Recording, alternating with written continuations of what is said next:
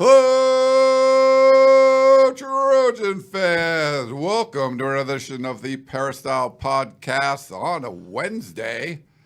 Yeah, we had fall camp, USC fall camp, practice number 4 early this morning, 6 a.m. We were all down there on USC's campus. We're going to talk about that and what's been going on with camp starting off and USC getting ready for the highly anticipated 2023 college football season. We are simulcasting live on our YouTube channel, and alongside of me, I got Connor Morrissette and RJ Abeytia. They're here in studio with me to talk about all those things. If you're listening on any of the podcasting platforms, thanks for doing that. So you can't see us.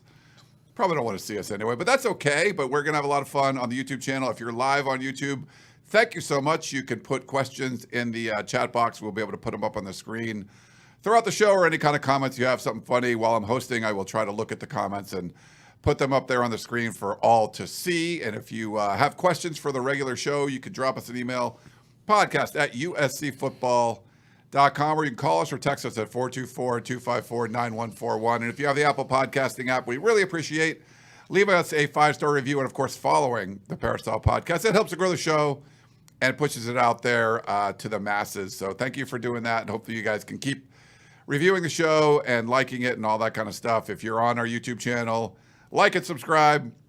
It's always great. We love to say smash the like button. That's always fun. Just like. Tell your friends about it. We love to grow the show. We love talking USC Trojan football. And now we're almost here, fellas. We're almost here. We got fall camp starting. We're interviewing players and coaches after practice. I know, RJ, but this it's like back in the old times. We're ready now.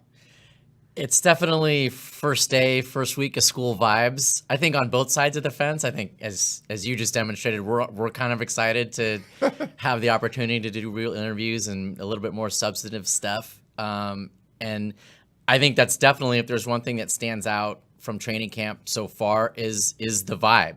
I mean, we're down by the beach, and I know that's kind of a vibe. That's kind of a beachy type term, but I do think there is a feeling that's different about this USC team, and something we've gotten from both the players and the coaches to start training camp.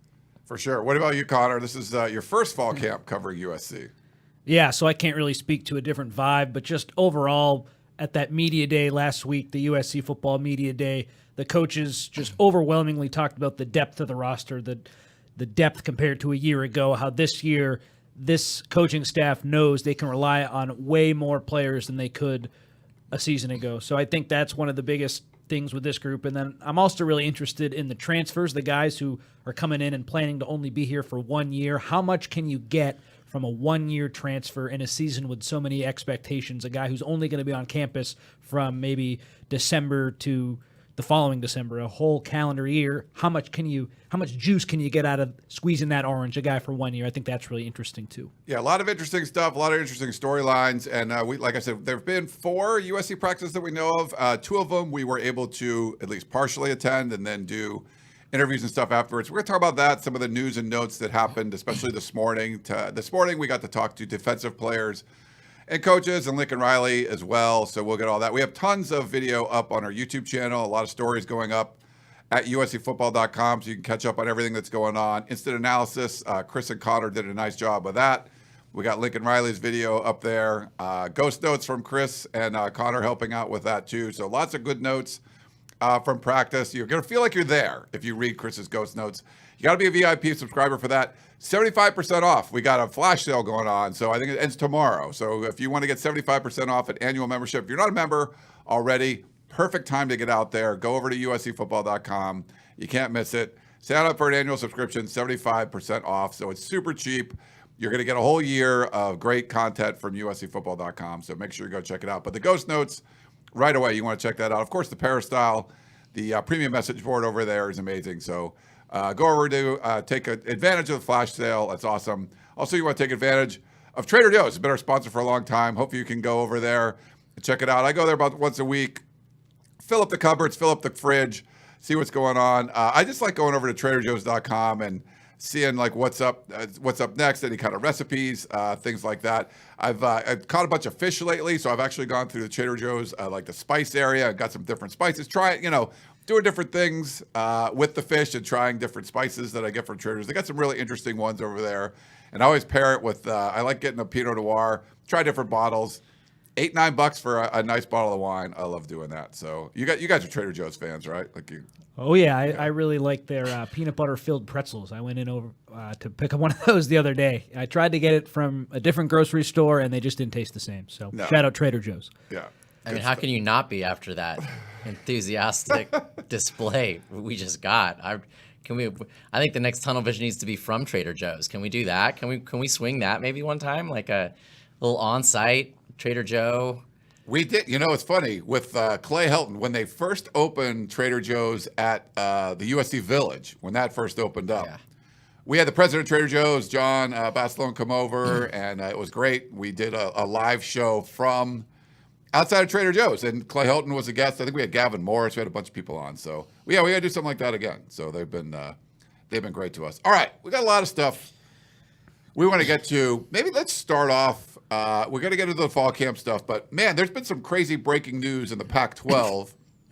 I know a lot of USC fans. There's no love lost there, but if you're not a Pac-12 fan, you're probably pretty happy right now. There's yesterday, George Kliavkoff met with the presidents and chancellors of the remaining 9 schools and presented what the reports were, a deal that was the main deal, mainly streaming through Apple. You'd have to buy a separate subscription to get Pac-12 content. And then doesn't look like the money would be that great for the Pac-12, but there's incentives that you could actually done well if you sold a whole bunch of subscriptions.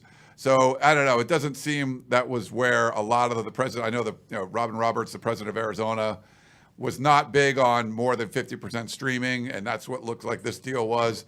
Nothing decided. They're going to have another meeting yet, but everyone's waiting for Arizona. They had their trustees who, it's actually Northern Arizona, Arizona State, and Arizona. They're all the same board. So they met. They go to the Big 12, with Arizona itself, the Arizona State schools. And now the latest reports, I think Dan Wetzel was first out of Yahoo, and a bunch of people confirmed it, that the Big 10 is looking to expand. There were some reports about Clemson and Florida State. They're locked into that long grant of rights with the ACC, but Oregon, Washington, and then potentially Cal, Stanford as teams could. The Big Ten could go to 20, which is kind of crazy. But man, there's a lot of stuff going on with conference realignment. We're going to do a podcast of champions live today. If you're watching live now at 2:30, so in a couple hours, I'll be going live again, talking about that. But get your thoughts. Maybe we can start with you, Connor, on what's going on, conference realignment and all that. Sure. I just don't know how the Pac-12 survives, and that's a stark contrast to what we were saying at Pac-12 Media Day, Ryan, when Commissioner Kliavkoff went on stage and said every AD is bought in, everyone is going to be patient. He said the longer we wait, the better our deal gets.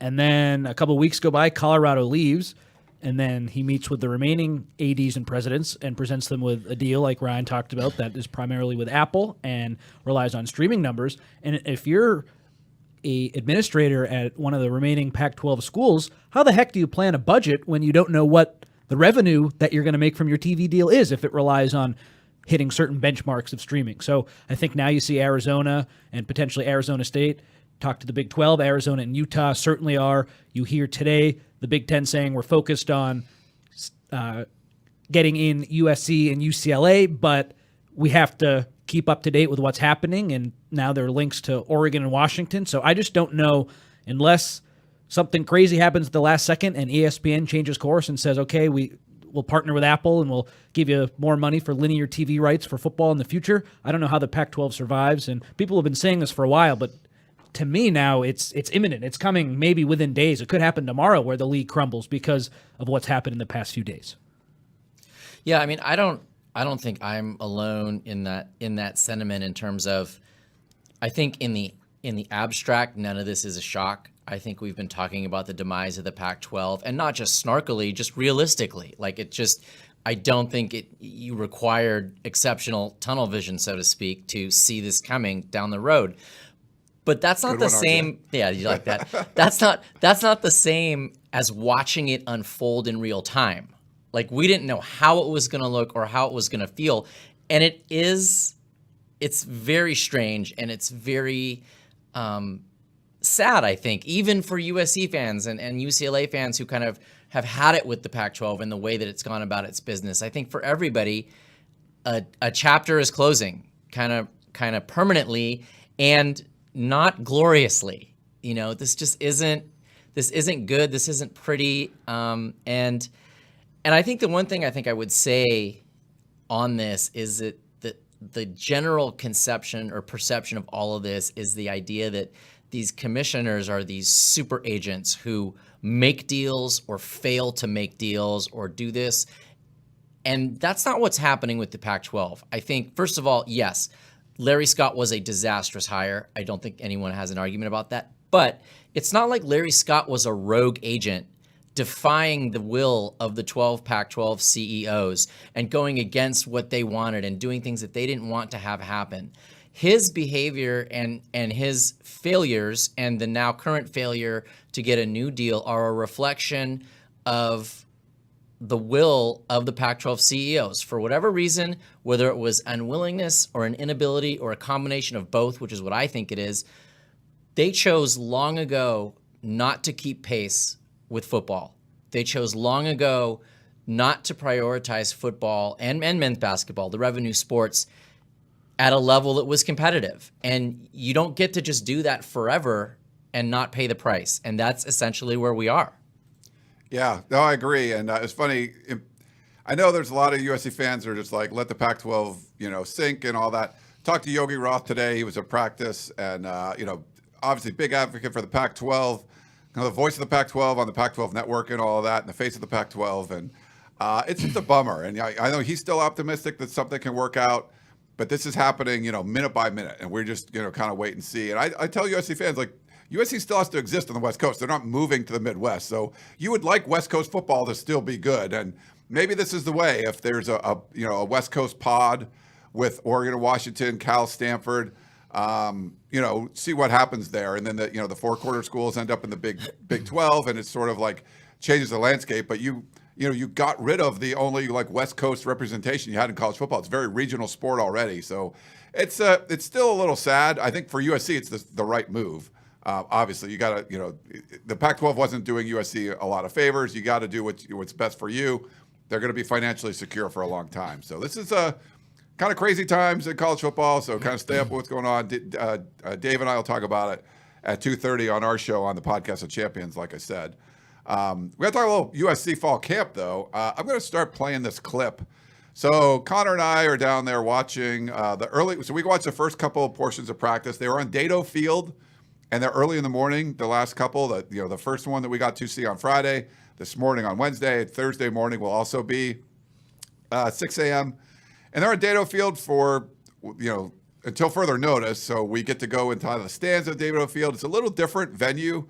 Vantage point, and you can watch some of the offensive line that we normally don't get to see. They go back over to Howard Jones Field, and they're on the kind of turf in the corner there, which is really far away from where we normally are sitting. So it's kind of cool to see that. But we're watching, and early on, the players are kind of going through their warm-up, stretching, and all of that. And some of the skill players are catching kicks and punts. And I started filming them, and Connor's like, "Did you see that?" And Zachariah Branch gets. I'll put it up there on the screen for you guys if you're watching on YouTube. I think I missed it here. Let me.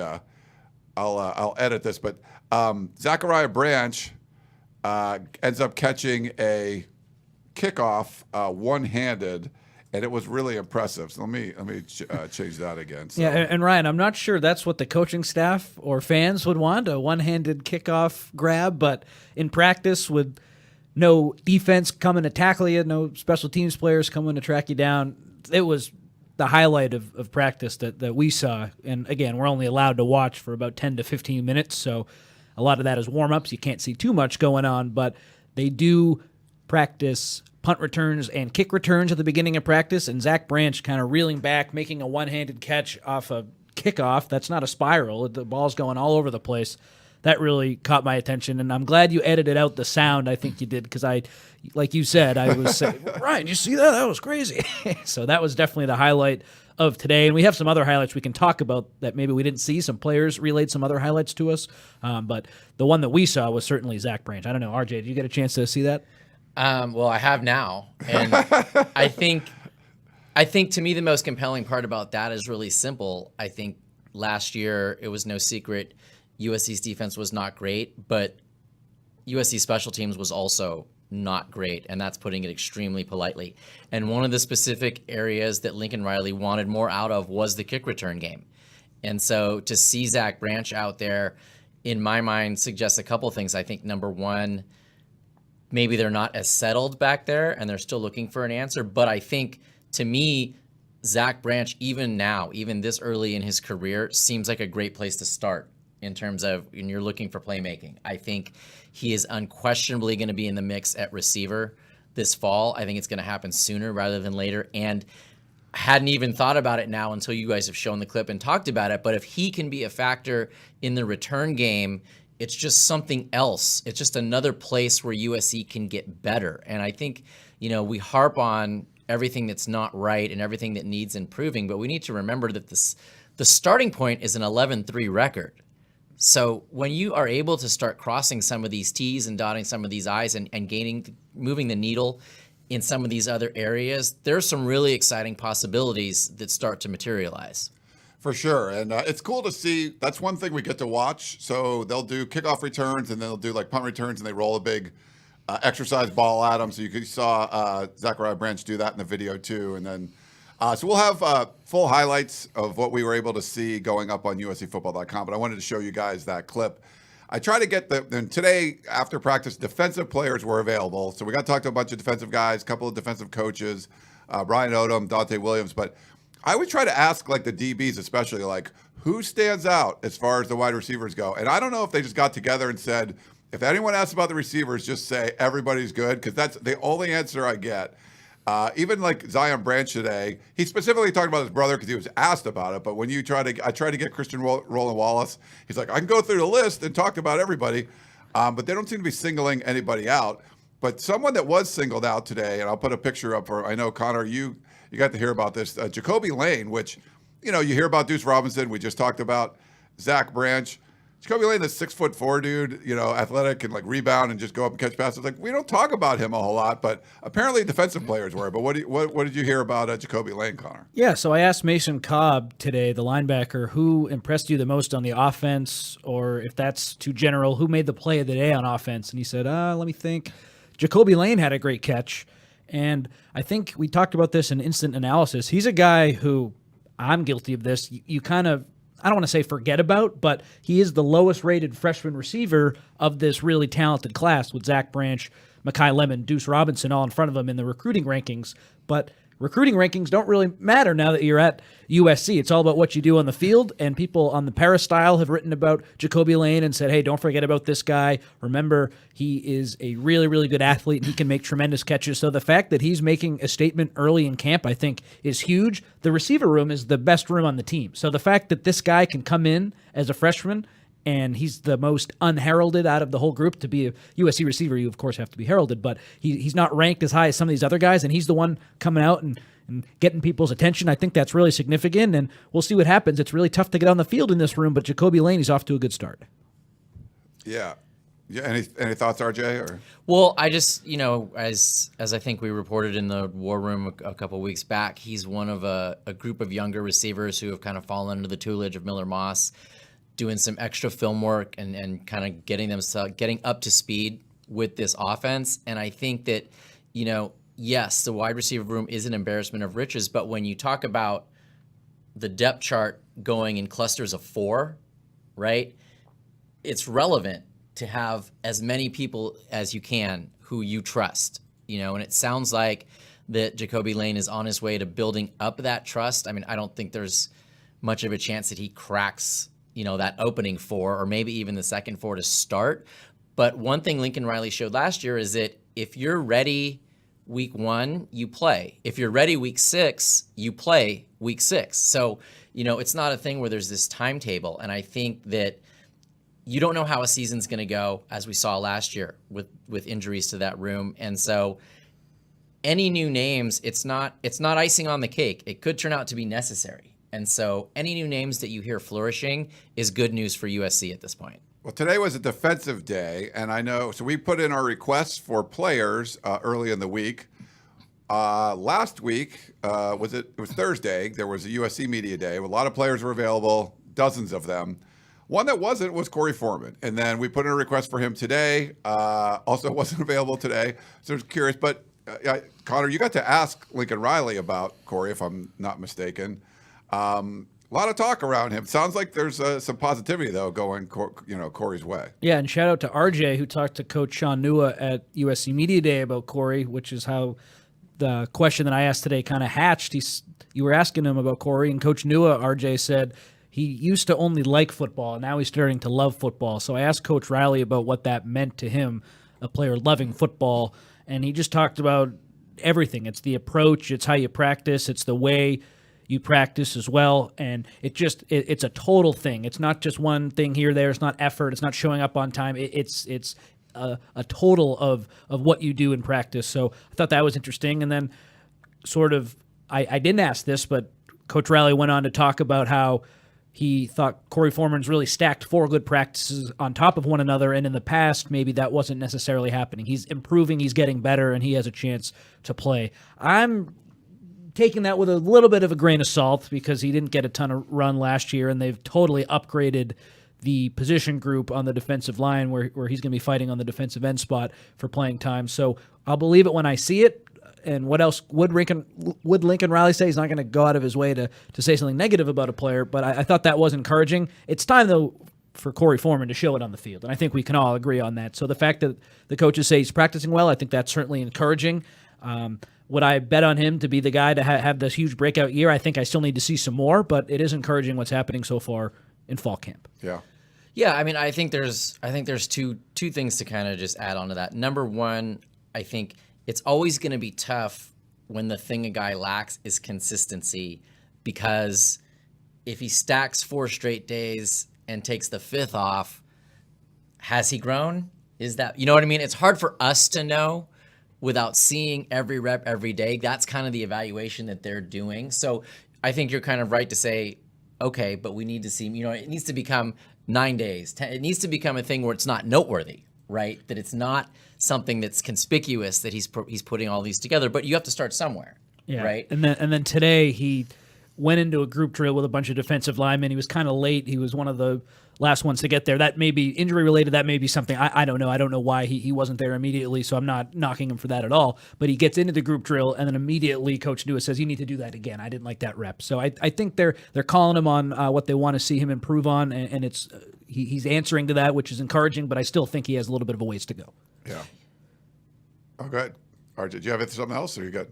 No, I think the other thing I was just going to say is that, I mean, we have heard that he is making himself a presence in practices. That, yes, the bulk of his reps right now are against the 2s, but he's making himself a problem out there when he's out on the field, and it's been noticeable, certainly. So I think, again, that like you said, we talked about it last week. The phrase was cautious optimism, and I think that's probably still where we are a week later. Yeah. I know we had a couple comments. People were joining the show later on our live stream over at YouTube. So please like and subscribe.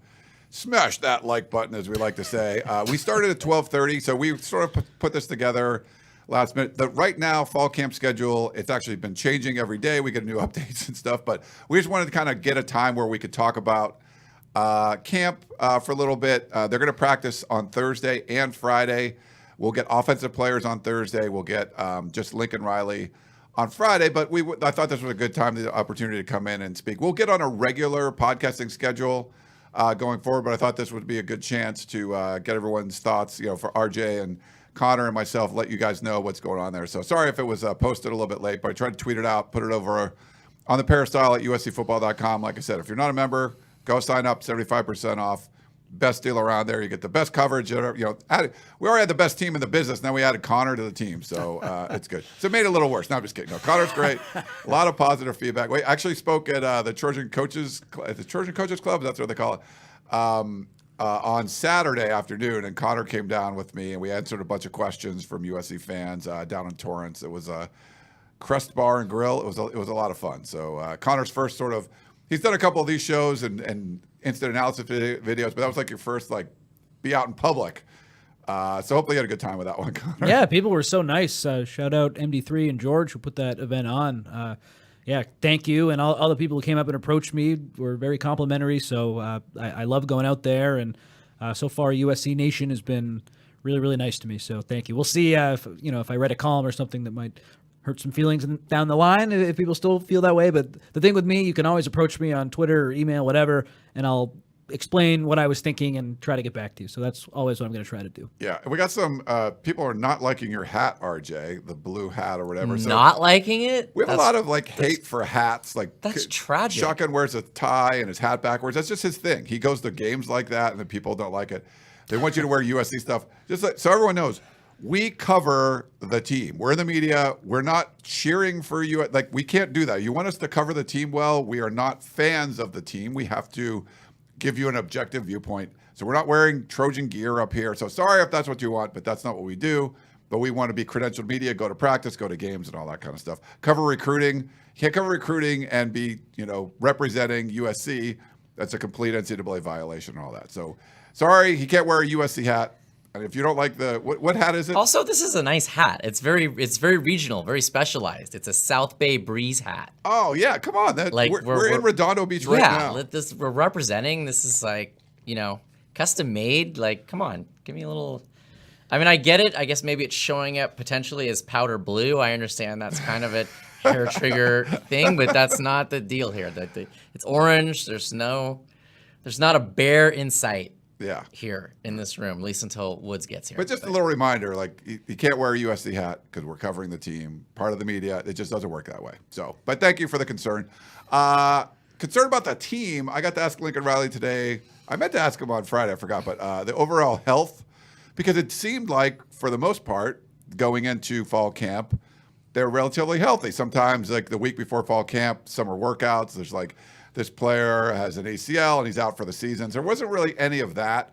One of the notable names that wasn't around is Romello Height. I'll put a picture of him up there. He's been banged up a little bit, but Lincoln Riley talked about the injury situation. I don't know, Connor, if you want to start, and RJ, get your thoughts on where USC is injury-wise. Sure. He talked a lot just about little nicks that guys had. So Raesjon Davis hurt his hand, I think, in the second practice, first or second one, and he's expected to come back the second half of fall camp. And Romello Height, we don't exactly know what his injury was. Of course, he hurt his shoulder a year ago and was out for most of the season, so it could be related to that, not sure. And Lincoln Riley described him as having a nick also and being out for a little bit. The two other guys he mentioned were Bear Alexander and Tre'Quon Fegans, and they were present at practice today. The two guys, Raesjon Davis and Romello Height, were not, but Alexander and Fegans were. They participated in the warm-up and the non-contact drills, so they're on the mend, but Lincoln Riley signaled those two players as I don't think they're participating fully in the contact periods, and they seem really close. I think Bear Alexander, like I said, he was violently hitting the sled during incident analysis. I was talking about that, and Tre'Quon Fegans is out there too. Coach Riley talks about how excited the staff is to see those guys fully healthy. It seems like they're any day now, whereas Raesjon Davis and Romello Height are probably a little further away. And then outside of that, for the most part, the team is healthy outside of those guys, which is very encouraging. Yeah, I mean, I think it's funny because I think I took a little more optimism from what he said about Romello Height. He really seemed to downplay that one, with the expectation that he should be back sooner rather than later. I think it'll be interesting to monitor right as we get closer to full pads and as we get deeper into camp. One of the things that USC has been talking to us about is depth and how they have it now, and they've got rotation guys, and it's not a bunch of guys who have to take all the reps, right? And so obviously the only thing that compromises that is injury misfortune, right? So at the moment, if you look at the most crucial position groups on the team, I think offensive line, quarterback, obviously, defensive line, it seems like they're pretty healthy in all the places you'd most want to be healthy at this point. Yeah, no, I'd agree. It's good that the overall health of the team is positive. Injuries happen in football. You just rather them not happen.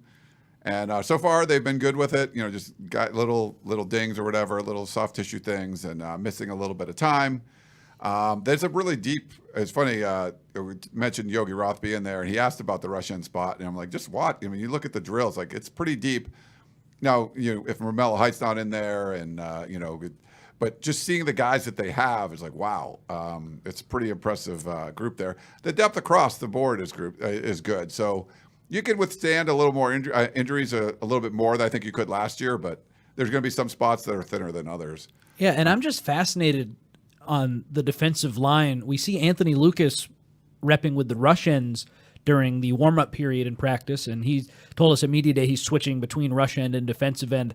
The whole talk this offseason with USC, it's been, how can we get the best 11 players on the field? And I think that's really interesting to think about. Maybe for some plays it's Anthony Lucas at rush end, and then if Jamil Muhammad wants to come in, then Lucas either bumps to defensive end or he takes a breather for a play and Solo or Corey Foreman comes in. The depth on that defensive line, I think, is really interesting. And I think I've been guilty of making this mistake, and I don't think fans should be guilty of it too.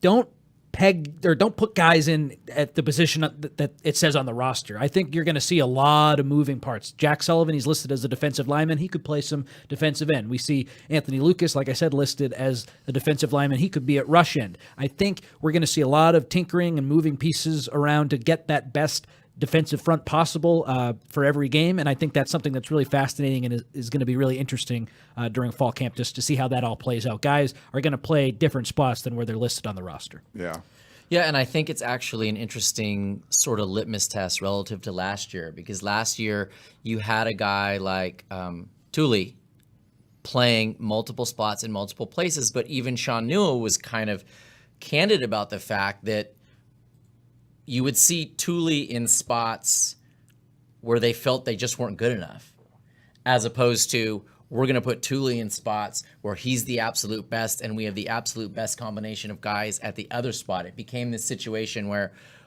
you're trying to fight against a deficiency, right?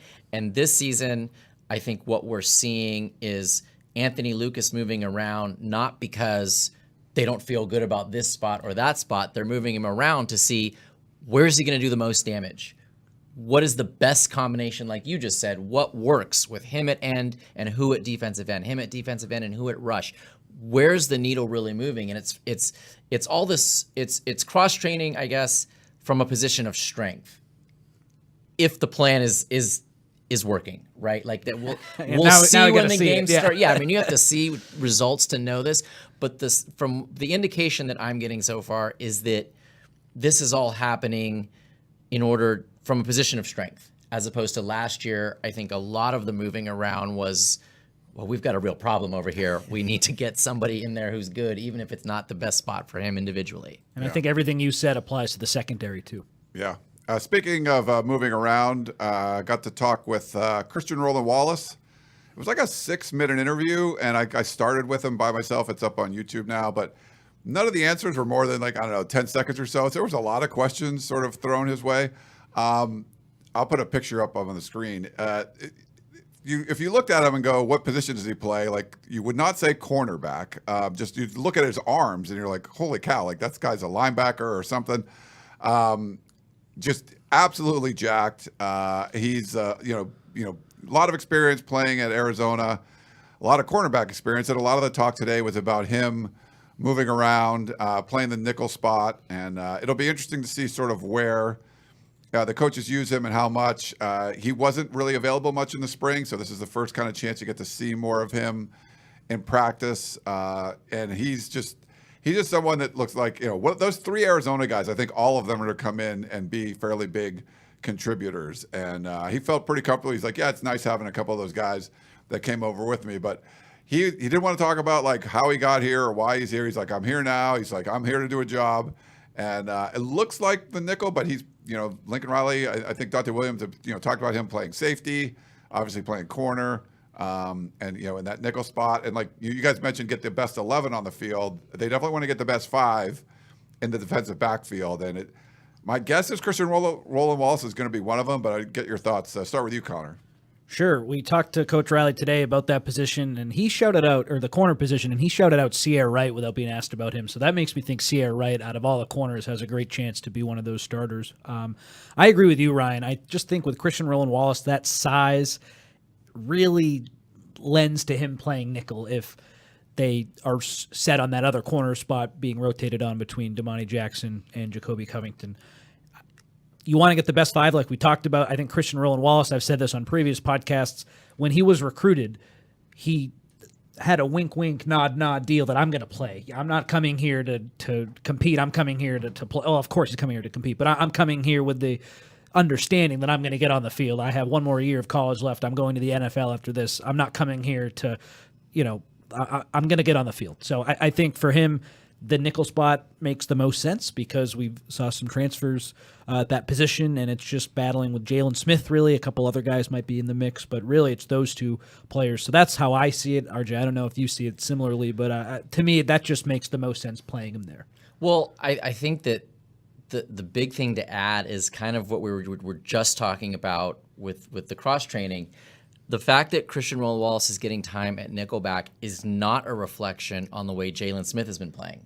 We'd heard prior today that actually, if you look through PRPs, there were people who felt like he might have been the second best defensive back, period, during that session during the summer. And we got a little bit of confirmation about that from Bryson Shaw today, who, as you said, unsolicited, singled out Jalen Smith for the level and the way that he's playing. So I think there's a lot of good intrigue there. I think that the fact that, again, Christian Roland Wallace putting it nickelback, I think they're trying to find a place for both him and Jalen Smith and the whole group. And the one thing I would put forward is I think there's a very realistic scenario where the five, as we've talked about on the defensive backfield, where that evolves over the course of the season and it turns out to be a really good thing.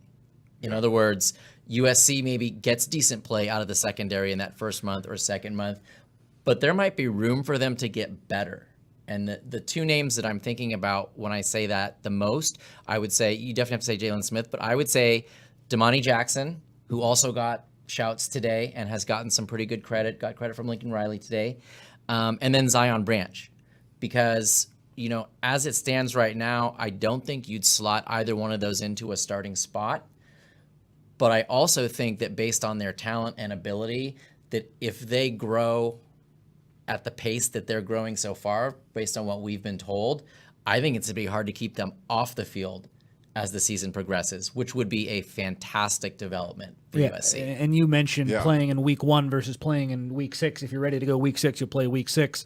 Coming off of a season-long injury like Zion Branch was, and now finally being healthy, to me, he's a prime candidate for a guy who might not be ready for a huge role that first week because he's had to rehab for so long. He hasn't had that many reps fully healthy. And then as the year goes on, I think we would both agree that Kalen Bullock and Zion Branch, you could maybe argue some freshmen too, but I think the highest ceiling for that safety room is the two of those guys for the long term. And I'm really excited about him. We had a chance to catch up with him. The defensive backs today, they're so good about not really giving you too much. Where do you want to play? What's your best position? Are you repping with the ones? I'm doing whatever the coaches ask. Wherever they say, I'll play. But I think just looking at this in the long-term sense, Kalen Bullock's going to be there, assuming he's healthy. He's the first guy listed on the defensive side of the ball.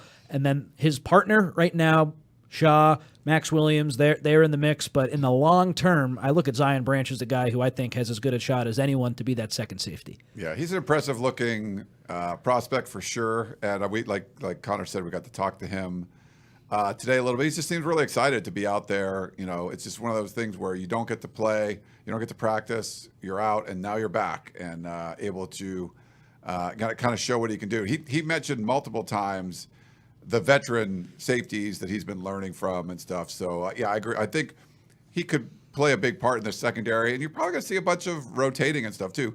It's deep. I think Dante Williams talks about not being very deep for whatever reason, but you look at every spot and there's a lot of dudes that could play, 4 dudes, you trust 4 of the corners that could all be starters. I think same thing with safeties and moving guys around, like Jalen Smith, like RJ said, could have been one of the best, has been one of the best players in camp so far and, might not start. So it's, a lot of additions for the defensive front and, for the linebackers and the defensive line. Not as much in the secondary, but they brought a lot of guys back, and there's a lot of good production there. So I think there's a lot of optimism for the secondary. We got to hear from a lot of those guys today, including Dante Williams.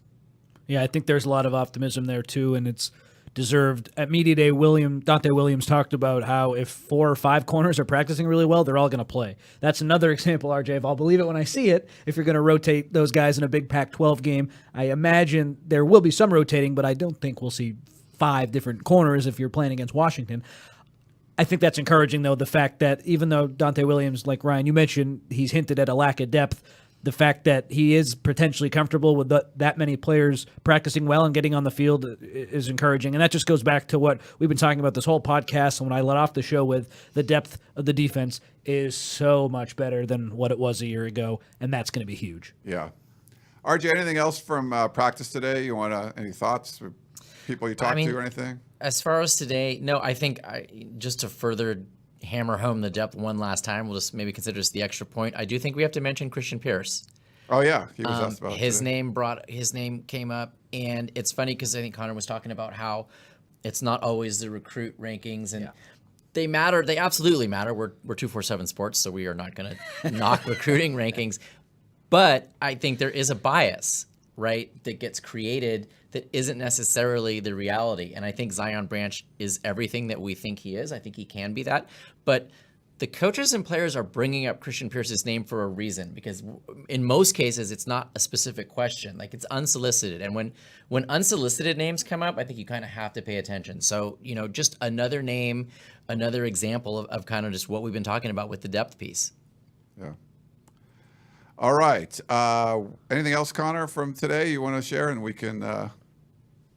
Sure, yeah, just catching up with Mason Cobb for a little bit. My last thought, Ryan, we mentioned how we didn't want to get into the top 30 most important Trojan countdowns. I'm going to hijack the show for 1 second. I voted Mason Cobb as the 3rd most important USC player heading into this season, and I just continue to get that vibe day in and day out. And I think when you look at value, it's if that person wasn't there, what would the rest of the unit or the defense look like? And I just think Mason Cobb being that day one first guy who Brian Odom counts on, starter, go in, your linebacker, we'll figure out the rest.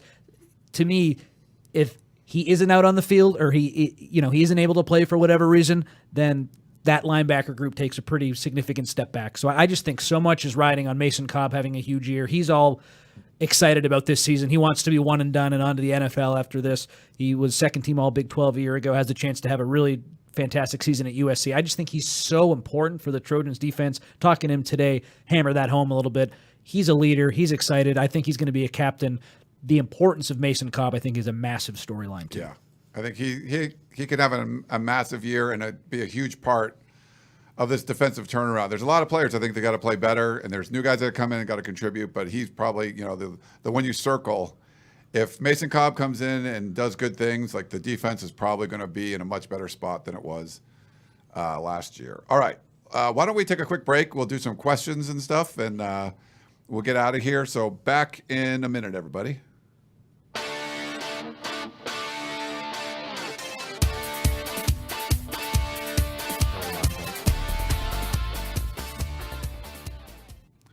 All right, we're back here on the Peristyle Podcast. RJ not knowing how this works. Hey, are we on break? No, well, we've never taken one. We usually go, every time I've been on here, we just run it straight through. So I don't know. We're rampant. We're trying to get into season shape. Is that what's happening here, basically? How the sausage is made is this is different than our Tunnel Vision show, where this is actually a podcast. We're just simulcasting on YouTube, even though we're paying attention to the cameras and all that. Hopefully, if you guys are watching on YouTube, you can see I'm putting up B-roll and different angles and things, different cameras, just so you have a better viewing experience. But this is mainly a podcast, and for the podcast, we do have to take a break in the middle. So if you're watching live on YouTube, we just sit here and stare at you for a second. So it's not really a break. And if you're listening on the podcast, you'll hear a commercial. So that's basically how that works, how the sausage is made. If you have questions in the chat, if you're live on YouTube, I've starred a few of them, and I'll pull them up and we'll get to them. We got some other questions as well I want to get to, but Matt wants to know, just got here, did I miss the beard talk? No, so Connor's got a really nice beard. So do you. I didn't realize. So Chris Trevino, basically, he has a COVID beard. He just kind of started growing during COVID and never really.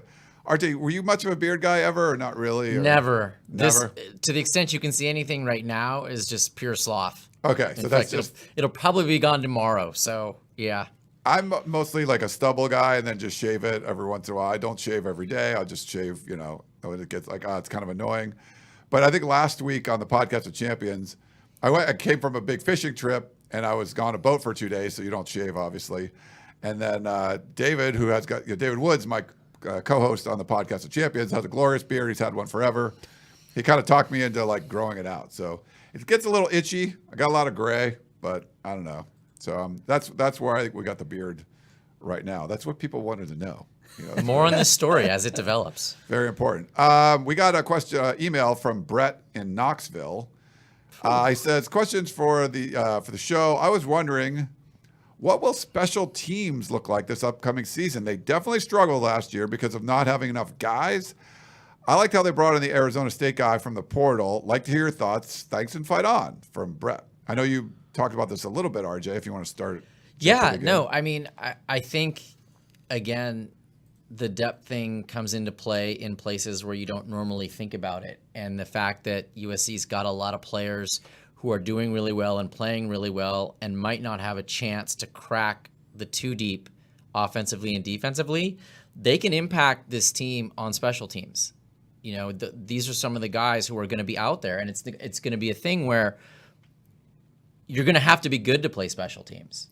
Yeah. It's a faceless entity. There's no CEO. There's no special teams coach. So I think I wrote before, like, there's not one easy person to blame when things go sideways. It's kind of a clever way of circumventing that. But as far as the special teams goes, I think you just have to have better guys that you're willing to use and able to use. I don't necessarily think, yes, there are very good special teams coaches, but I also don't think that the difference between most of the good teams and the bad teams is a couple things. Number one, do you put the time into it, enough time? And number two, are you willing to put top players out there? If you're willing to do those things, you're probably going to be good at special teams. I think both return games should be better this season. I think the one I'm most confident in that we talked about before, I think the kick return game will be better this season. I think when Lincoln Riley brings it up, it's being addressed. Yeah. It's not something that's gone unnoticed. And so I think they're going to be better there. I think you've got the first team all Pac-12 punter. You'd like to think that's going to help, in addition to, like we're saying, being able to put better players out in coverage. And then really, I think, do we love or like USC special teams? It might actually just come down to, what do they get out of Dennis Lynch? He certainly showed he can kick last season. Would we put him in amongst the top tier of kickers in the game? I don't think that's fair to say at this point. Certainly the miss in the Cotton Bowl, both mathematically and even just at the time of it mattered. It made a difference, right? So he's got some things to prove, and he's got some room for growth there. If he becomes a dependable asset for them, it changes the special teams outlook significantly. Yeah. I'm concerned about the special teams. I don't know how big of a believer you are in Pro Football Focus grades, but out of every Division I team last year, USC had the worst special teams. That's not just Power 5, that's the whole Division I group of schools. So luckily for them, there's nowhere to go but up, so it won't get worse. It can't. I'm concerned about it, though, because I think this team, the ceiling that it has is to be really good, get into the college football playoff, and maybe even beyond. How can you lose those tight games against those awesome Georgia, Alabama, Ohio State level teams? It's making a special teams mistake here or there. So this is one of those things. I don't exactly know how it will get much better. I think the punting, will probably improve, and the return game, but I'm just nervous about what about the punt return defense and the kicking game. I'm a little nervous about too. I think this team, it has the chance to be really, really special, but one area where it could get derailed, a special season, is special teams. And the staff knows it, the players know it. I'm not saying they're not working on it. Of course they are. But I do think that's an area of concern overall. Yeah. All right. Thanks for that question. This is from VM805. Why did Ray Lake Brown switch to wide receiver? He did because that's what he was recruited for, he said. And he knew the whole time when he was being recruited out of Mater Dei High School, the plan with Lincoln Riley was, and he didn't say this at the time, so maybe he's pulling my chain, but he said the whole time he was recruited, the plan was for him to play some running back, but eventually move over to receiver. So he was not surprised when they asked him to make that switch. This has been the plan all along. And I think we still will see him get some carries. It's not just going to be an exclusive slot receiver spot for him. He still will be in the backfield. He's going to be like a Swiss Army knife for USC. But just to answer the question, that was what the coaching staff envisioned when they recruited him. It's not a new thing. It's not because they have too much running back depth. This was the plan all along. Yeah. All right. Let's go to Pedro. With Mike Bone out, should USC really go to the Big Ten? I feel like SC would be a 500 team due to cold weather in November, December. Bone wanted to go to the Big Ten, and I feel like Lincoln did not want that. I would disagree, Pedro, wholeheartedly. I don't know if you missed the beginning of the show, but holy cow. You want to be in the Pac-12? It's a flaming turd right now. Like, there's nothing, I don't know what else you could say. Like, you needed to go make a move. This was the big power move. This is what had to happen. I don't think USC is going to be a 500 team in the Big Ten.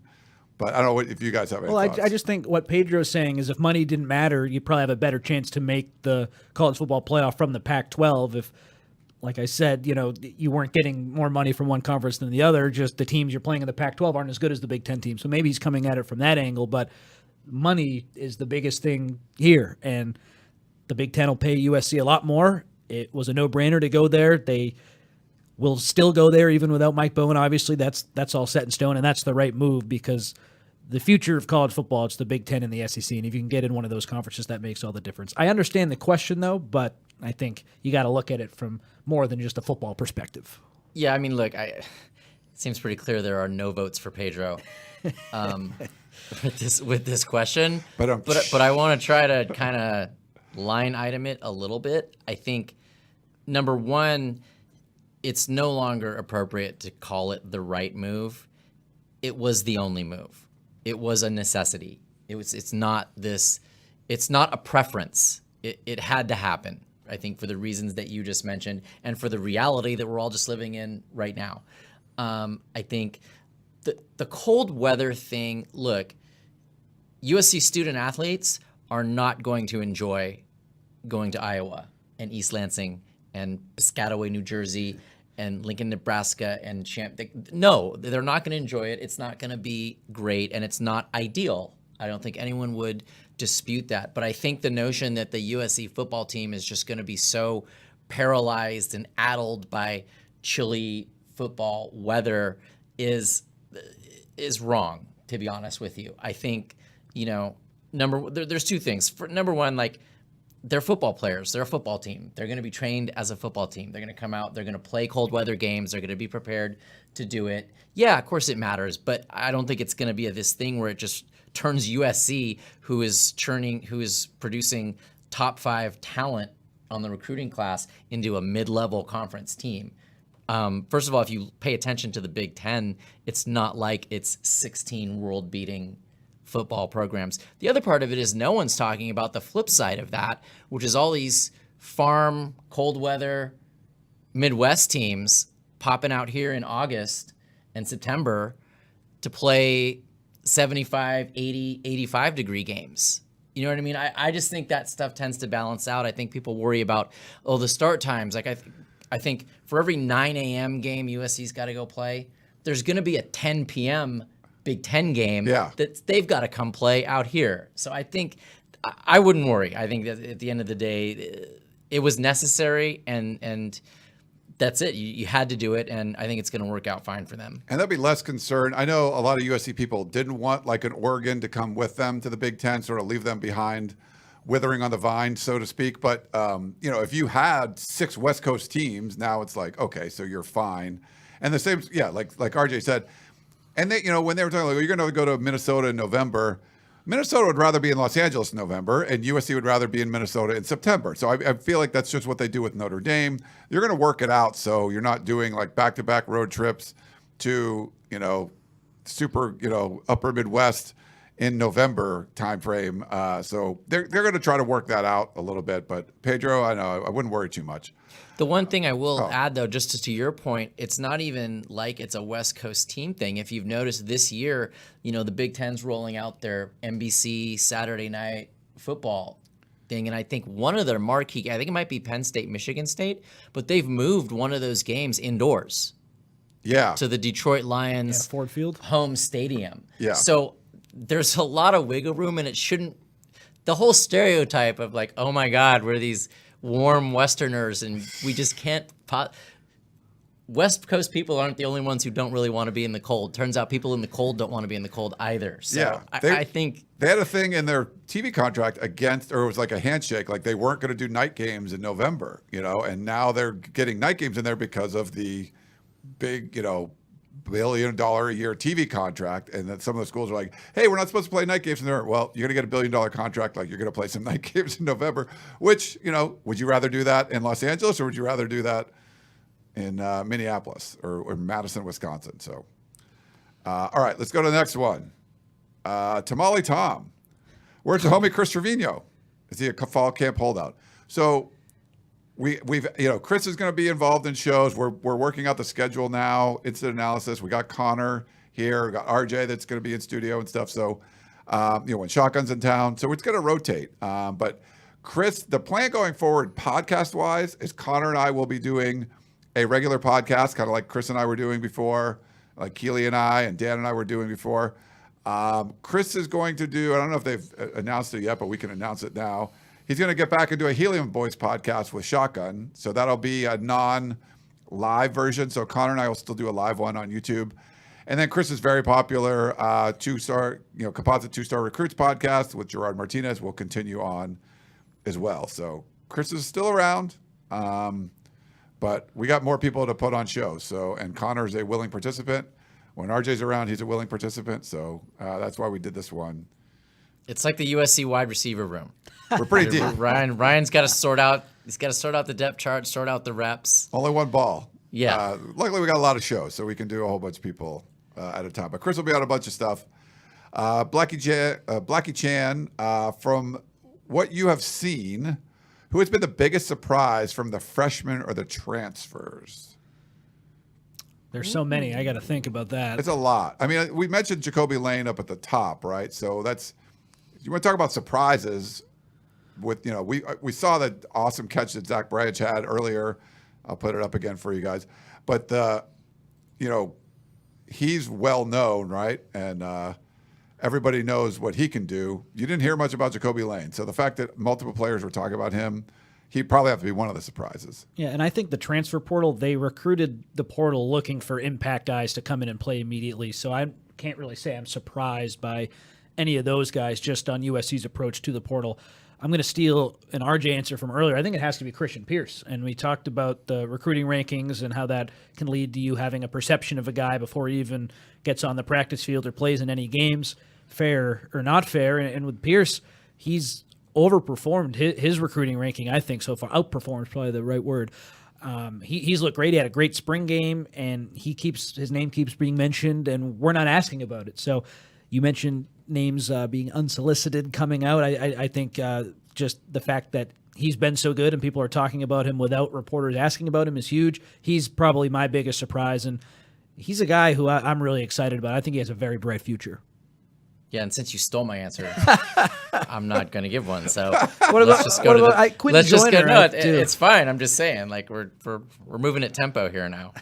That's the thing, right? We're supposed to these questions are supposed to be like. We're okay out there. We're about an hour in. We're fine. We'll wrap it up pretty soon. We got a couple I think Quentin more. Joyner too would be my other one. The fact that he's able to come in, and I think he has a real chance to be that third down back for USC this year. He's another one who surprised me. Maybe like overall, like we heard about him more in the spring, so I don't know if he's surprised in the fall. But Jamil Muhammad, where if you were like, oh, the guy's coming in on the defense, like who's gonna, is this dude from Georgia State that used to play quarterback? Is he gonna be like really good? It's like, yep, he's really good. So he's probably one of the surprises too, I'd say. Okay, next question of our YouTube channel. It's from Nicholas. I want you to have a watch party for a specific road game. Can you make this happen? I've been following you for close to 20 years. So I assume he's talking about Los Angeles watch party. I think we've done stuff like this before. I've been traveling to most of the road games, so it's not like I can do that. Plus, I'm working the game, so it's kind of difficult. We could probably organize something on the Peristyle, but it would be hard for staff members to go because during the games, hours before, hours afterwards, we're all working. So that's why it makes it a little more difficult to do that. But I love it. I love the idea. We've done road game sort of meetup parties, and we'll definitely do that going into the Big Ten. We'll have some Friday night road game stuff, but I think it's a little different than what you're asking. But yeah, that's from Jorge. Puts a question up. Recruiting falling apart? Yeah, USC got up to number 5, I think, and I think now down to number 13. There was a huge flurry in June. Had a decommit since then. But yeah, any thoughts on where USC stands recruiting right now? I think you can remove the question mark, to be honest with you. I think there's going to be fluctuation, and I think it's also important to remember there's the pure high school recruiting, but there's also the transfer portal recruiting. And so it's this weird space that we're in now where we're kind of evaluating things in a different way. If you look at USC's class right now, they are 16 hard commits, and is there an NL? Yeah, 16 high schoolers committed, and they're the number 13 class. If you look at the teams ranked above them, you're seeing a lot of 20 commit, 22, 23 commit. When you're talking about quality versus quantity, if USC maintains its pace in terms of quality, they're going to be just fine in terms of the end rankings. But there's going to be a lot of up and down now with the way that all this works and all this happens from now till December. Yeah. I think the big concern, if you want to call it a concern, is that all the uncommitted 5-star and high 4-star guys out there, who is really USC in the race for at this point? Could a really good season from the Trojans lead to some flips in the future? I think that's absolutely in play. But just looking at everything at face value, I don't really think they're in the mix for very many more upcoming 4- and 5-star guys. I think the hope down the line is that a good season leads to some flips. So if that concerns the fan base, I understand. I think with the transfer portal, USC has shown how good of a job they can do with the transfer portal. I know that gets fans upset too. We want the high school recruits. That's the most important. I think with the transfer portal, if you do underperform a little bit in high school recruiting, you can more than make up for that in the transfer portal. And then we'll see years down the road if that's an effective strategy. Because I think for this year, I do like the depth of the class. They don't really have that number one, like a Malachi Nelson, a Zach Branch, that top overall guy who the fans get really excited about. And I don't know how many of those guys are still out there left to be recruited. I think for the most part that's done. So you're going to have to rely on the flips. Just overall, I wouldn't be too concerned with the portal or with the high school recruiting because the portal is an option, and Lincoln Riley does such a good job with that. Yeah, you got some quality guys there. Like it could be a high average star ranking, but like Connor said, there isn't that superstar. You don't have the 5-star quarterback or whatever. But it's a good. You need to kind of you're retooling the roster a number of different ways. You look at the offensive line, completely different than it was a couple of years ago. There was a whole bunch of guys that couldn't really play. Now there's a bunch of young guys that'll play in the future, and I think you're putting guys in depth on the depth chart. Maybe you don't see them play this year.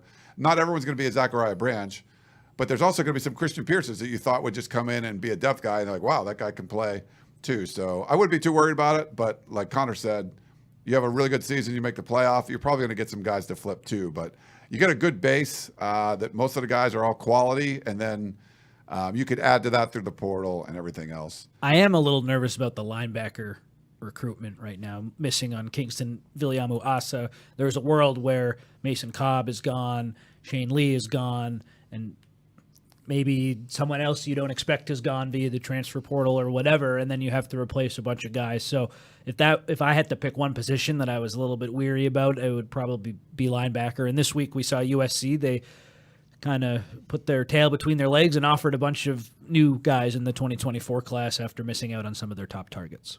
All right. From John, who's going to fill Kyle Ford's shoes this year? Oh, interesting question. Especially what were his shoes? Like, because he was like on and off kind of guy. I love Kyle Ford. But here's what I'll go with, because he's a big guy. Who's the throw the ball up, contested catch guy. And I guess I'd have to start with Dorian Singer. I think Pro Football Focus tracks contested catches, and Dorian Singer had not only a high amount, but he had a high catch rate on contested balls. I think if USC's got to go to a play like that, or if the play just ends up developing that way, I think that's the guy. I guess that'd be the closest thing I would say to who's going to be Kyle Ford.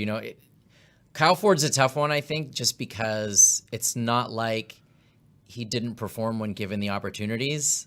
I just think that there is a finite amount of opportunities, and it didn't work out. But Kyle Ford's going to get his chance at the end of the year, and someone on USC will. But I think, like, as far as the role he played, I think you look at Dorian Singer, also Deuce Robinson.